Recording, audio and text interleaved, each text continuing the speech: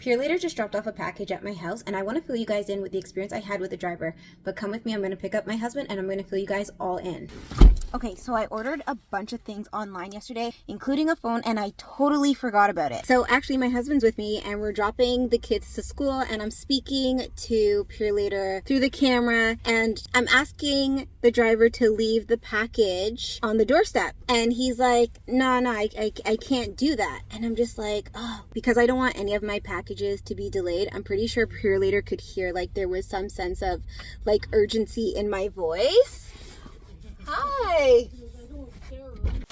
Okay, so at this point, the driver's letting me know, you know what, I can leave a slip on your door and you can take it to the nearest PUROLATOR location and pick up your package. Guys, I have so many things on my mind. I'm not even thinking, okay, it's something I have to sign for. Remember, I forgot that I ordered a phone. So the driver was just about to put a slip on my door, and then I said to him, you know what, can you guys reattempt tomorrow? And he's like, yeah, that's no problem. So my husband today rearranged his work schedule so that I can take the kids to school so he can get to work on time, and I'll make it back home to receive my package. Oh, hello.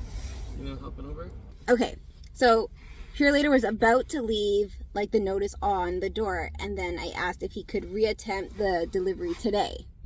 Okay, so he did that, and I totally forgot about it. Okay, let's just go with that. What were you gonna say? I reminded you. You really did. Anyways, so I get to my mom's house because my kids have activities today. My mom usually drives them, so I was dropping their stuff off at my mom's house. First, I get a phone call, and I don't know the name or the number, so I ignore it. Then I get a text right after, and it's a PUROLATOR guy, and I thought it was automated because at first I looked at it, and it said PUROLATOR, try to deliver, and I'm like, oh, great, I missed it again. But then I go back to reading it, and it's a more personal message. The guy's like, hi, it's Jerry. I tried to deliver the package. I see you're not home. I think yesterday you said you'll be home maybe around 1. I'll try later. I picked up that phone and called right away because he was the call that I just missed. And I'm like, oh my gosh, I'll be home within an hour. He's like, not a problem. I'll come back and I will drop it off. Just text me when you're home. Are you serious? Bro. PUROLATOR? PUROLATOR. Nice. So I get home. So you get some good delivery guys. There's other guys they don't even care, man. They don't care, but they do like a quick ding dong, start walking away. Yeah. And guys, we're in Toronto, Ontario, and it's cold, okay? And I see some of the trucks these PUROLATOR drivers drive with like the door open and stuff. It's cold. He was bundled, like because they just want to get off the truck and like back on, right? Anyways, so I dropped the stuff off at my mom's house. I stop at a store quick. I get home and I text him. I'm like, hey, I'm home. He's like, okay, I'm just doing a few deliveries. I'll be there shortly. Within 10 minutes, I hear a knock at the door. I answer the door and he's like, here with the package, like holding it like this. And I'm like, oh my gosh, thank you so much. He's like, here's, I'm like, what you did was like amazing. I personally have never had an experience like that with any delivery service ever. So the fact that I experienced this was like a 5-star, top-notch, a story I had to tell. But the story doesn't end here. So I said to him, like, what can I do? Like, I'm just so grateful. He's like, oh, just let my manager know. Let my manager know. He's like, yeah, just call PUROLATOR. I'm like, okay, I will. So I do that. Like, I say bye to him. He leaves. I call PUROLATOR. I get Sharon from customer service at PUROLATOR on the phone. It's a long story. It is. So I say to Sharon, it's so worth it, guys.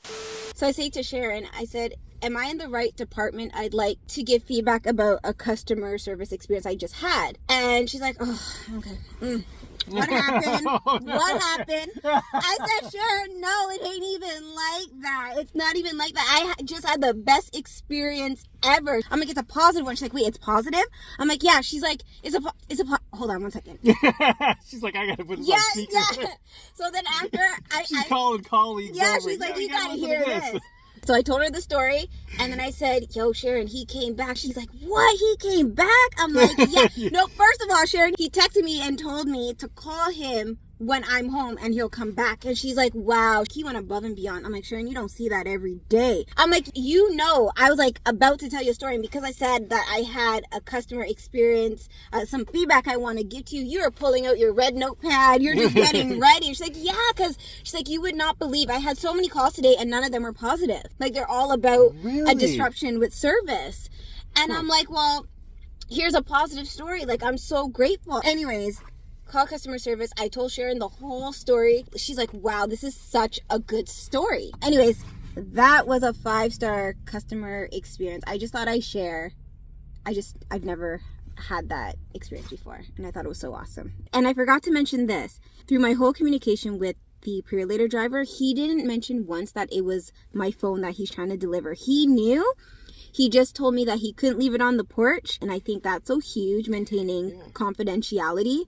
The first conversation, you were on speaker in the car talking to him. With my kids. And he didn't say anything about what was in it. No. And I think that's awesome. He's like, and then when he dropped it off, it's when he said, like, I know what it is and how important it is for you to get it. I can't leave it without a signature. Yes, he dropped it off and he's like, I know what it is. I just couldn't say, you know? And I'm like, thank you so much. And not only that, guys, I have a 12-year-old. She's going to be 13 soon. She'll make the phone hers before it becomes mine. So I'm really happy he didn't say anything when I was talking to him. So shout out Jerry.